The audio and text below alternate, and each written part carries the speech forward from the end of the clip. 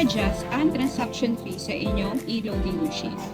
One ay pumunta tayo sa thefoxtech.com and then ilagin natin ang ating trusted number.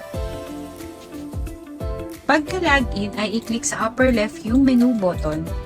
Hanapin ang fees and pricing para sa pag-edit ng load tsaka mga e-cash transactions. So, andito ang Globe, Smart, Dito, Meralco, Gcash, Maya, CoinsPH, at marami pang iba. Para sa bills payment naman, may edit natin siya under ng bill fees. So, nandito po yung PLDT, Smart, Globe, Sun, Bayantel, Dito, at marami pa pong iba. Mag-try tayo mag-edit ng transaction fees. So, bumalik tayo sa pricing. Hanapin natin yung Gcash. And then, try natin i-edit itong amount ng 100 to 500. So, click natin yung edit button. Gusto natin na baguhin yung transaction fee from 5 pesos to 8 pesos. Then, click submit. Ngayon, itatry natin siya sa ating e-loading machine. After nyo ma-adjust sa thefoxtech.com, yung mga rates is kailangan nyo i-sync yung mga changes nyo dito sa inyong offline e-loading machine. So, paano nyo siya gagawin?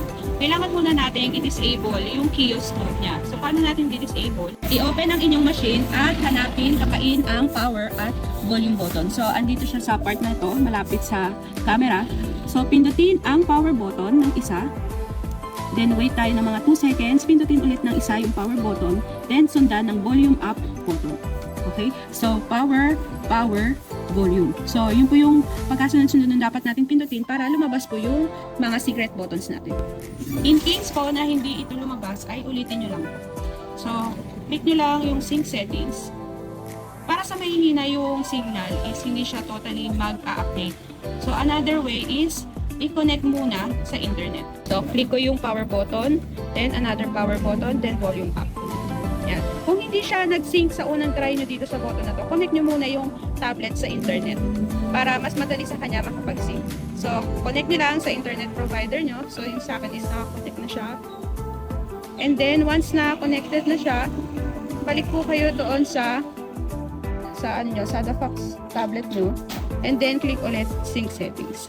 So, yan po. Sigurado na po na yung mga changes nyo sa the Foxtech account nyo ay magsisync na dito sa tablet. I-check natin kung nag-reflect ba yung changes na ginawa natin sa Gcash. Gcash in. So, lagay natin ang ating number. And then, yung 100 to 500 ay ginawa natin na 8 pesos yung kanyang transaction. So, 100 plus 8 pesos. So, okay naman. Nag-sync na yung ating changes.